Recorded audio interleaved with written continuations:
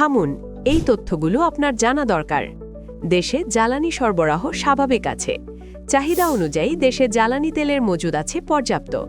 চলতি মাসে ডিজেল ও অকটেনের দৈনিক সরবরাহ গত বছরের চেয়ে বেশি। তাই গুজবে কান দেবেন না, অপপ্রচারে বিভ্রান্ত হবেন না। অন্যান্য সময়ের মতোই স্বাভাবিক পরিমাণ জ্বালানি ক্রয় করুন। প্যানিক বাইং থেকে বিরত থাকুন।